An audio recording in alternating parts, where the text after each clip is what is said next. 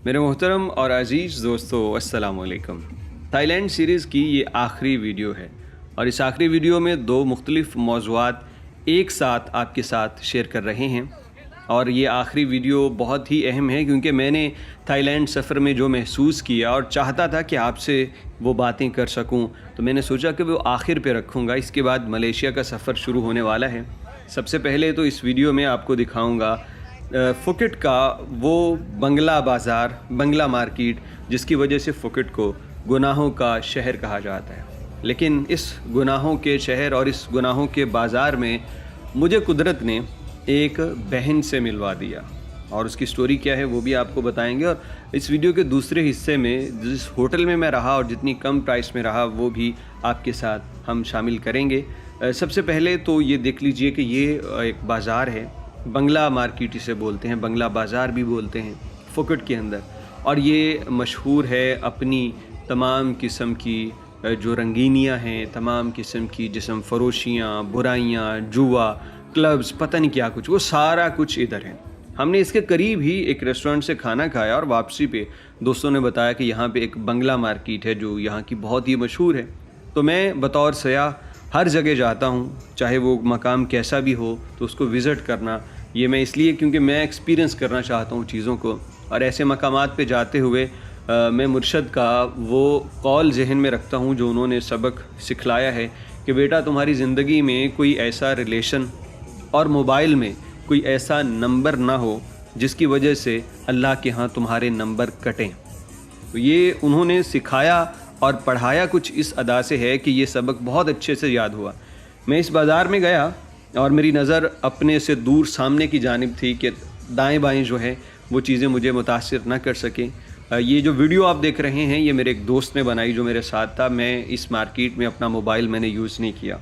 अब प्रोग्राम ये था कि इसी मार्केट के आखिर पे चंद दुकानें हैं जहाँ से मैंने कुछ शॉर्ट्स और एक कैप लेनी थी। वो जो रेड कैप आप पिछले व्लॉग्स में मेरे सर पे देख रहे हैं ये मैंने इसी मार्केट में ली। इस मार्केट से मैं गुज़रता रहा, ख़वातीन जो हैं वो आवाज़ें लगा रही हैं, हत्ता कि एक दो जगहों पे तो उन्होंने हाथ से पकड़ के खींचने की कोशिश की, जिसको मैंने यूं दोनों हाथों को जोड़ के जैसे माफ़ी मांगते हैं इस तरह करके और उनसे माफ़ी मांगी और वहाँ से आगे चला गया। अब चलते चलते ये जिस किस्म की मार्केट है आप देख ही रहे हैं, मैं जो करीबी मनाज़र हैं उनको ब्लर कर रहा हूँ ताकि मेरा मकसद ये नहीं है कि मैं गलत चीज़ यहाँ पे दिखाऊँ, लेकिन जो पैगाम यहाँ पे मैं आपके साथ शेयर करना चाहता हूँ वो बहुत अहम है। इसी बाज़ार की एक तरफ से दूसरी जानिब जाते जाते आखिर पे मुझे कुछ दुकानें नज़र आईं। कैप लेनी थी, 2-3 बंदों से बारगेन की, रेट तय ना हुआ। फिर सोचा कि यार दुकानें बंद होने वाली हैं, 9-10 बजे थाईलैंड बंद हो जाता है फुकेट के अक्सर बाज़ार, क्लब्स वगैरह खुले रहते हैं। तो आखिरकार फ़ैसला किया कि आखिरी दुकान से ले लूँ। उस दुकान के अंदर गया, वहाँ पे ख़ातून थी। अमूमन यहाँ पे हर दुकानदार, हर गाड़ी चलाने वाले से इंग्लिश में बात करनी पड़ती है। तो मैंने उससे एक कैब पूछी और इंग्लिश में उसकी प्राइस पूछी। उसने मुझे उसका तकरीबन कोई 300 बात बताया। मैंने उससे वही अंग्रेज़ी ज़ुबान में बात करते हुए कहा कि ये ज़्यादा है, कम करो। तो उसने आगे से कहा कि ये ज़्यादा नहीं है भाई। अब उस खातून को मैंने देखा तो पहली नज़र में मुतासिर हुआ कि एक ऐसा बाज़ार जहाँ पे ख़वातीन बेलिबास फिर रही हैं और लोगों को खींच रही हैं, वहाँ पे ये खातून मैंने देखी जिसने पूरा लिबास पहना और खुला लिबास कि कोई इसको पहचान ना सके, इसके खद्दोखाल। और फिर सर के ऊपर उसने हिजाब भी लिया था, सिर्फ उसका चेहरा नंगा था, हिजाब किया हुआ था उसने। अब जब उसने उर्दू ज़ुबान यानी उर्दू हिंदी में भी बात की तो मुझे और तजस्सुस हुआ। मैंने उससे बात की, मैंने कहा बहन आप जानती हैं उर्दू हिंदी ज़ुबान? तो कहने लगी हाँ मैं जानती हूँ। तो मैंने कहा मुझे लगता है कि आप नेपाल से हैं। कहने लगी नहीं भाई मैं बर्मा से हूँ। अब उसने जब बर्मा कहा तो मुझे वो सारा मंज़र भी याद आ गया जो कुछ बर्मा के मुसलमानों के साथ हुआ था। तो मैं थोड़ा सा सैड भी हुआ, लेकिन बात करते करते मैंने कहा नहीं बहन कोई इसमें आप डिस्काउंट करो ना। तो वो मुझे कहने लगी चले मैं 250 कर देती हूँ। वो करते कराते हमारा उसके साथ तय हुआ और ले लिया। मैं उससे बात करते हुए मैं हैरान हो रहा था कि ये बंगला मार्केट जो मशहूर है कि हर दुनिया की बुराई यहाँ है, वहाँ पे एक बहन ने किस तरह से अपने ईमान को, अपने इस्लाम को, अपने दीन और मज़हब को संभाल रखा है कि वो पूरे बाहिजाब तरीके से, पूरे शरई तरीक़ों से मर्दों से दूर हट के और एक बंदे को मुखातिब करने के लिए वो भाई भी कह रही है साथ में, مجھے بہت اچھا لگا اور مجھے لگا کہ تھائی لینڈ آنے کے اور اس بازار میں آنے کے پیسے پورے ہو گئے. جیسی آپ کی نیت ہے اللہ رب العزت ویسے ہی معاملات آپ کے ساتھ کرتا ہے. تو مجھے وہ بہن ہمیشہ زندگی میں یاد رہے گی. کوئی اگر بھائی ہوتا, لڑکا ہوتا تو شاید میں اس سے موبائل نمبر بھی لے لیتا, لیکن یہاں پہ چونکہ ایک خاتون تھی تو ان سے موبائل نمبر لینا وہ مناسب نہیں تھا کہ چاہے میں اچھی نیت سے لوں لیکن ان کو انکمفرٹیبل فیل ہوتا. میں نے ان سے کوئی کانٹیکٹ نہیں لیا, لیکن ان کے لیے بہت ساری دعائیں اس کے بعد بھی میرے دل سے نکلی اور خوش ہوا کہ اس بازار میں ایسی ایمان کی سلامتی والی بیٹیاں بھی موجود ہیں.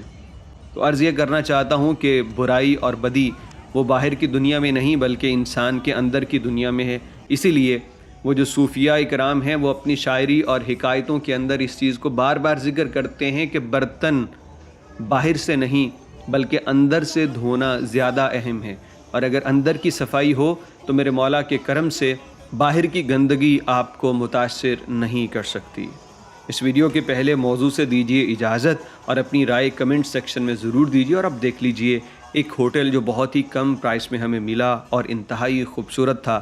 اگر کبھی آپ جائیں پھوکٹ کے اندر تو اس کو دیکھ لیجیے, ریٹ مناسب ہو تو ضرور یہاں پہ ٹھہریے گا. پھوکٹ سے گڈ مارننگ.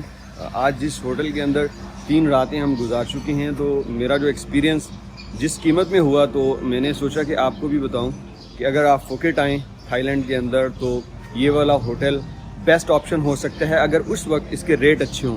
انتہائی خوبصورت اور نیچر لوننگ پرسنالٹیز کے لیے یہ اس سے بہتر اس پرائس میں کوئی ہوٹل ہو نہیں سکتا. یہ ذرا اس کی لابی ہے, میں آپ کو دکھاتا ہوں ہوٹل کتنا بڑا ہے اور ساتھ میں اس کا یہ نظارہ بھی دیکھ لیجئے. یہ گاڑیاں جو یہاں پہ کھڑی ہیں ان کے متعلق بھی میں آپ کو بتاؤں گا. ابھی ہم نے کیا بریک فاسٹ اور ابھی ساتھ ساتھ تو آپ کو ہوٹل بھی دکھاتا ہوں. بفیٹ یہاں پہ بریک فاسٹ ہے, مطلب اتنی آئٹمز ہیں کہ اگر آپ ایک ایک بھی ٹرائی کریں تو آپ ساری نہیں کھا سکتے. تو یہ یہاں پہ لوگ بیٹھے بریک فاسٹ کر رہے ہیں. یہ پورا ایریا جو ہے بہت بڑا ہے, یہ سارا بریک فاسٹ کے لیے. تو اس کے بعد آگے چلتے ہیں. یہ یہاں سے ہوٹل سٹارٹ ہو جاتا ہے. اس کا ایک اپارٹمنٹ اس طرف ہے, آپ اس کی ذرا گرینری چیک کیجئے. اس ہوٹل کا نام ہے دا نیچر پھوکٹ اور دا نیچر کی ہی تھیم پہ اس کو بہت زبردست بنایا. اور پانی کے نیچے اس کا جو رنگ ہے اسپیشل ایسا کر کے, اور اس کے اندر مچھلیاں دیکھیں یہ آگے یہ والا, اور یہ دیکھتے جائیے ذرا. یہ بھی بریک فاسٹ ایریا. اس کے بعد میں اوپر کی جانب جا رہا ہوں. ہمارا جو روم ہے وہ آپ اس کو ریزورٹ کہہ لیجئے, اس سے کافی اوپر ہے. یہاں پہ یہ لوگ پیدل آ رہے ہیں, لیکن یہ سٹاف ہے اس لیے پیدل آ رہے ہیں. جو یہاں پہ رہتے ہیں ان کے لیے وہ نیچے جو گاڑیاں آپ کو دکھائی ہیں وہ یوز ہوتی ہیں اور ان گاڑیوں کے ذریعے وہ اوپر کی جانب ٹریول کرتے ہیں. لگیج آپ کے روم میں شفٹ کرنا ہو یا اوپر سے نیچے آنا ہو تو وہ جو الیکٹرک کارز ہیں وہ اس کے لیے ہیلپ فل ہوتی ہیں. یہ ایک سین دیکھیے میرے دوستوں,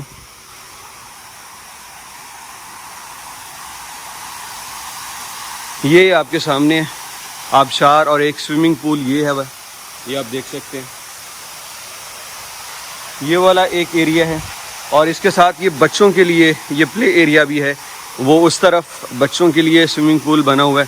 اور یہ بھی ایریا پورے ادھر بھی اپارٹمنٹس ہیں, رومز ہیں. اور اس کے بعد ہم آگے چلیں گے کیونکہ یہ صرف ایک حصہ ہے. ہوٹل نیچر کو پسند کرنے والوں کے لیے تو بہت ہی شاندار ہے. آپ اندازہ کریں کہ یہ کوئی ایسے قدرت سے محبت کرنے والے ہیں کہ ان کے سوئمنگ پولز کے اندر بھی درخت لگے ہوئے ہیں. تو یہ آپ دیکھ سکتے ہیں, کوئی عام درخت نہیں لگا رکھے, کوئی عام پودے نہیں, بڑے ہی اسپیشل قسم کے اتنے بڑے بڑے ان کے پتے ہیں. یہاں پہ ہم رکے تھے اس جگہ اور پھر یہاں سے آگے پیدل اپنے روم کی جانب جاتا ہوں. ایک یہ سیکشن ہے اور ایک یہ بلڈنگ 8 یہ ہے. ہم بلڈنگ 9 میں ہے جو اس طرف. تو یہاں یہ نظارہ بھی دیکھ لیجئے. یہاں تصویریں لوگ بناتے ہیں بہت ہی کمال قسم کی. رات کو بارش ہوئی تھی اس لیے نیچے آپ کو گیلا نظر آ رہا ہوگا.